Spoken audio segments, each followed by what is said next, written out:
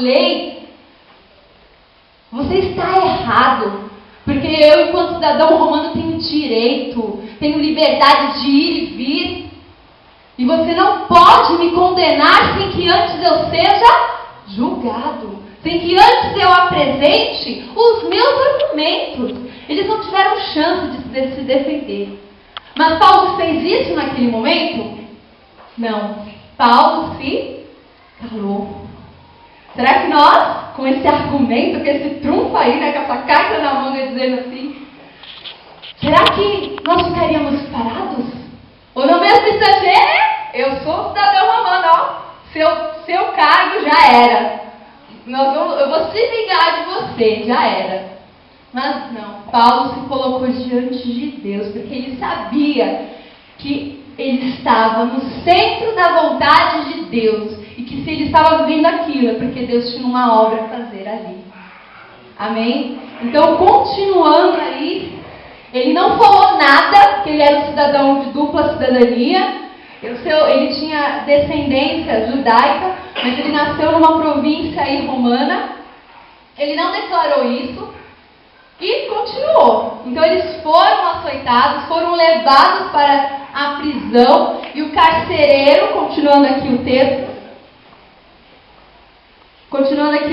disse assim, no 23, depois de serem severamente açoitados, foram levados na prisão. O carcereiro recebeu instrução para vigiá-los com cuidado, porque o carcereiro naquela época que deixasse qualquer prisioneiro fugir, ele seria humilhado diante de todos, da sua família, diante de toda a sua cidade, e passaria por uma execução dolorosa.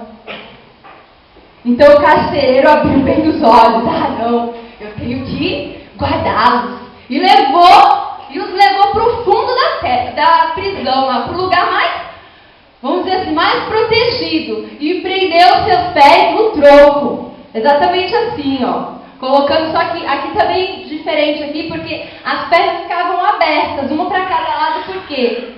Para deixar com cãibra mesmo, para ficar bem dolorido, né? Para que eles fossem severamente punidos.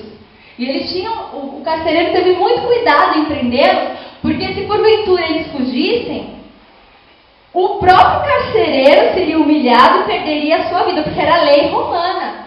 E ele sabia que de fato aconteceria isso se ele não protegesse. E continuando, depois de serem severamente, o carcereiro recebeu instrução para vigiá-los com cuidado. Tendo recebido tais ordens, ele lançou no cárcere interior e lhes prendeu os pés no tronco. Por volta da meia-noite, que foi cantado aqui, por volta da meia-noite, Paulo e Silas estavam orando e cantando hinos a Deus. Os outros presos os ouviam. Então eles não estavam nem aí para o que estava acontecendo. Eles sabiam que Deus estava no controle. Eles foram injustamente condenados, eles foram açoitados diante de todos, foram presos no lugar mais bem protegido, com os pés no tronco. Eles tinham motivo, não tinham, para estar murmurando. Mas onde está Deus que não está vendo? Cadê o Senhor que não está ouvindo? Mas não. Eles aproveitaram aquele momento ali, aquela tribulação, aquela situação dolorosa, difícil para o físico deles, aproveitaram para ter um particular com o Senhor, para ter um momento a sós com Deus, para procurar ter mais intimidade com Ele, e começaram a louvar a Deus, a adorá-lo, a engrandecê-lo, porque eles sabiam que Deus habita no meio dos louvores, e que se eles começassem a louvar, se eles começassem a orar, a situação não ficaria da mesma forma. Meu irmão, toma cuidado, porque existem os ladrões da alegria. Nosso Deus é o Deus que fornece a alegria, porque Ele é a própria alegria. Mas este mundo está cheio de ladrões de alegria, tentando roubar o que já foi nos dado, que é a alegria genuína de Deus. Então tome cuidado, porque assim como aconteceu na vida deles, também acontece nas nossas vidas. tentando situações, adversidades, tentando roubar a nossa alegria, tentando fazer, porque a primeira coisa, quando acontece, quando a gente está feliz, a gente faz o quê? A gente começa a cantar, começa a adorar, começa a louvar, porque está tudo bem na nossa vida. Mas quando as coisas começam a dificultar, parece que os nossos lábios cerram. A gente fica sisudo, não tem vontade de dar uma risada, não tem vontade de, não tem vontade nem de conversar, nem de olhar, não quero ver ninguém, vou ficar na minha casa, não quero olhar pra ninguém. Será que é só comigo que acontece isso? Será que é só comigo? Às vezes quando acontece uma situação que eu não gostaria que acontecesse, dá vontade de me trancar no quarto e sair só pra comer e olhem lá, que às vezes não dá nem vontade de comer. Que nem a Elaine falou na EVD. Tem situações que não dá vontade nem de comer. Deus, Ele é a nossa alegria. Ele é a nossa alegria, meus irmãos. E essa alegria já foi colocada nas nossas vidas. E ninguém pode roubar essa alegria. Porque eles tinham todos os motivos para que a alegria deles fosse roubada. Eles foram condenados injustamente. Eles foram presos. Eles foram açoitados. Eles poderiam ter se defendido, mas Deus, parou, não é o momento, não é a hora, quem vai te justificar é o Senhor, e quando Ele justifica é tremendo. Então, quando acontecer qualquer dificuldade, não chora não, dá vontade de dar, chora, mas ri ao mesmo tempo que você fecha os seus olhos, que aquela lágrima começar a rolar, você começa a louvar. Porque no meio dos louvores, Deus habita. E a alegria que não saiu, mas ficou ali amortecida no seu coração, ela vai voltar. E com força total. Porque Deus habita no meio dos louvores.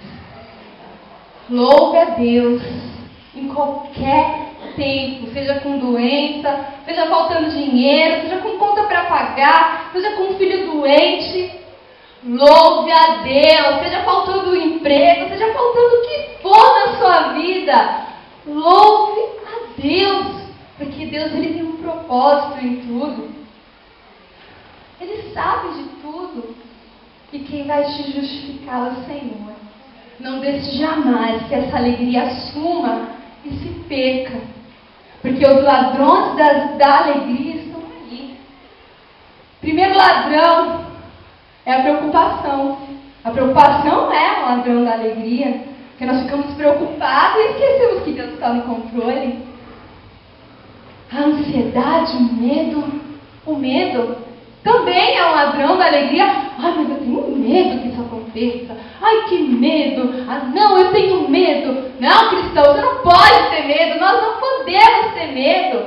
Porque Deus, Ele é a nossa fortaleza.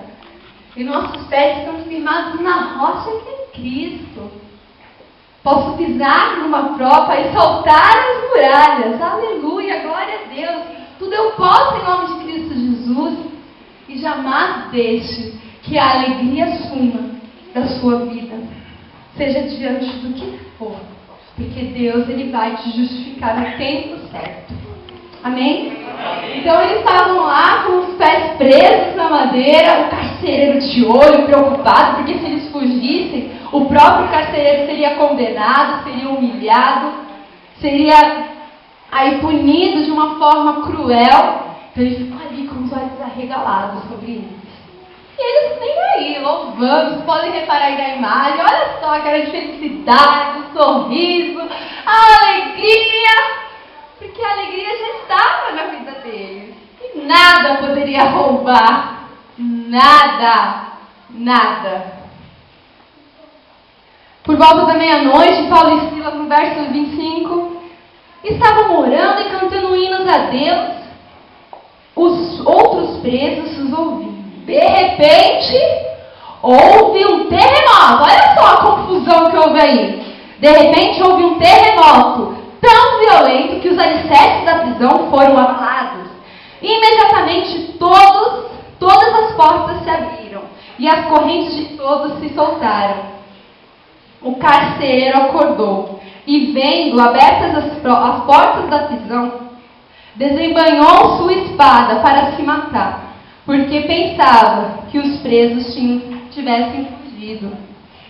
Olha o desespero desse homem. Quando ele viu, além de Paulo e Silas, todos os outros que estavam lá, ai meu Deus, não tem ninguém! Agora minha humilhação vai ser geral. O meu tormento vai ser total.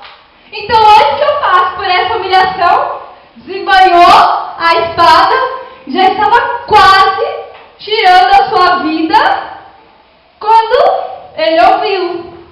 Olha o que aconteceu aí. O carcereiro acordou e vendo as portas abertas nos 28.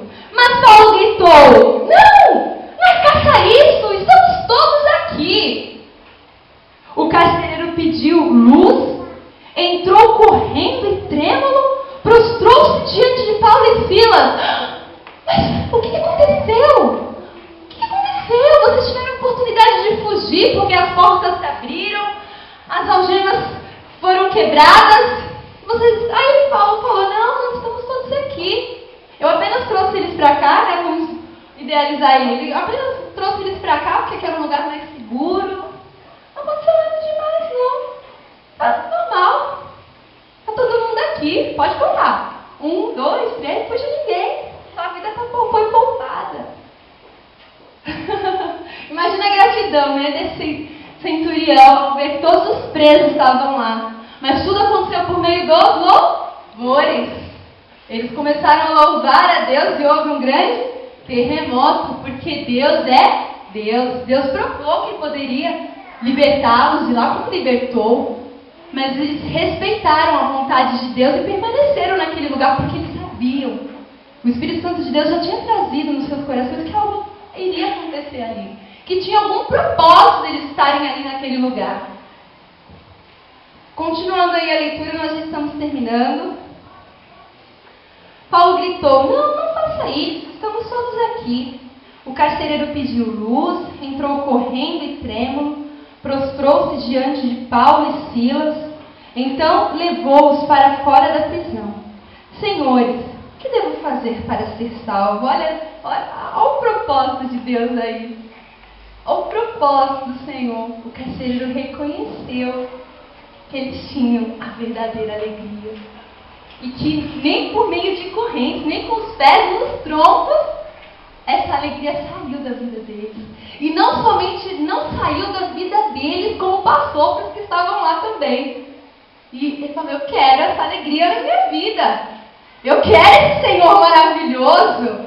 Eu quero. Então o carcereiro ali, ele reconheceu a grandiosidade do nosso Deus e disse: Senhores, o que devo fazer para ser salvo?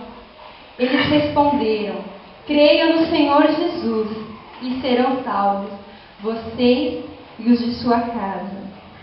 E pregaram a palavra de Deus. Abra a tua boca, profetiza. Porque quando nós abrimos a nossa boca e profetizamos, o milagre de Deus acontece. Então eles pregaram a palavra de Deus. E eles, e todos os